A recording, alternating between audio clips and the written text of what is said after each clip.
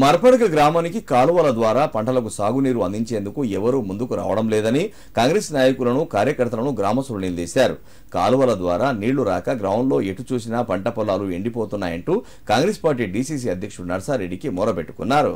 సిద్దిపేట జిల్లా కొండపాక మండలం మర్పడగ గ్రామంలో కాంగ్రెస్ పార్టీ గ్రామశాఖ అధ్యక్షులు లగిశెట్టి రాజు ఆధ్వర్యంలో సీసీ రోడ్ నిర్మాణానికి భూమి పూజ కార్యక్రమం ఏర్పాటు చేశారు. ముఖ్య అతిథులుగా జిల్లా డీసీసీ అధ్యక్షులు నర్సారెడ్డి, హౌసింగ్ కార్పొరేషన్ మాజీ చైర్మన్ మడుపు భూమిరెడ్డి, కాంగ్రెస్ పార్టీ మండల అధ్యక్షులు వాసుల లింగారావులు హాజరయ్యారు.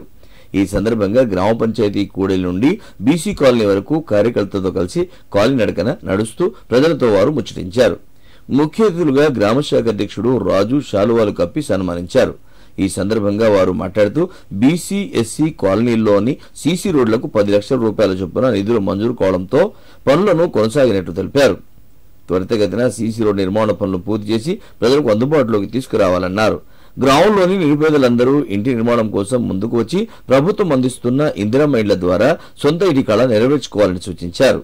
ఈ సందర్భంగా గ్రామ ప్రజల కోరిక మేరకు కాలువల ద్వారా గ్రామంలోని పంట పొలాలకు నీరు వచ్చేలా చర్యలు తీసుకోవాలని రైతులతో కలిసి జిల్లా కలెక్టర్ కార్యాలయానికి వారు తరలి వెళ్లారు.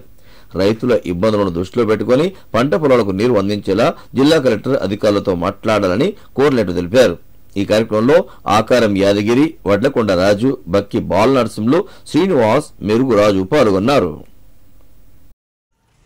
ఈరోజు మర్పడగ గ్రామానికి మాజీ ఎమ్మెల్యే తుమ్కుంట నర్సారెడ్డి గారు మరియు మాజీ కార్పొరేషన్ చైర్మన్ భూమిరెడ్డి గారు సీసీ రోడ్ల కొబ్బరికాయలు కొట్టడం జరిగింది.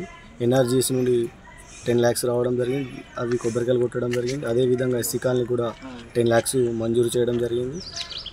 ఎస్సీ కాలనీలో కూడా మన అందరూ తిరిగి గ్రామంలో ఉన్న యువకులతో తిరిగి ఏడేడ సమస్యలను కనుక్కోవడం జరిగింది. మర్పడ గ్రామంలో కొంతమంది రైతులు మాకు వాటర్ రావడం లేదని చెప్పి అడిగితే ఆ వాటర్ కోసం కూడా మేము ఇంతకుముందు కూడా మినిస్టర్ దగ్గరికి వెళ్ళినాము. ఎన్నో తంటాలు పడుతున్నాము వాటర్ రావాలని చెప్పి. అదేవిధంగా ఇప్పుడు కలెక్టర్ దగ్గరికి కూడా వెళ్తున్నాము.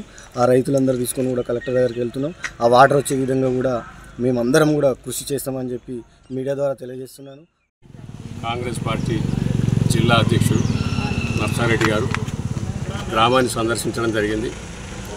ఇక్కడ ఉన్నటువంటి గ్రామంలో ఉన్నటువంటి పరిస్థితుల్లో వాళ్ళు తిరిగి గ్రామ యువకుల చేత పరిశీలింపజేయడం వల్ల ఇక్కడ ఉన్నటువంటి పరిస్థితులు ఏంటంటే రోడ్లకు కింద నిధులు అవసరం ఉన్నాయి. దాంతోపాటుగా ఈ గ్రామంలో అప్పుడు 2 BHK ద్వారా నిర్మాణం చేయలేకపోయినాం. అందుకే ఇక్కడ ఒక 200 కుటుంబాలకు మన ఇందిరమ్మ పథకం ద్వారా మంజూరు చేయాలని చెప్పి కోరడం జరిగింది. వారి సందర్భంగా వాళ్ళు ఒప్పుకోవడం జరిగింది. ఇక్కడ ఉన్నటువంటి యువకులందరూ కూడా నిజంగా వాళ్ళు ఒక వాగ్దానం చేశారు.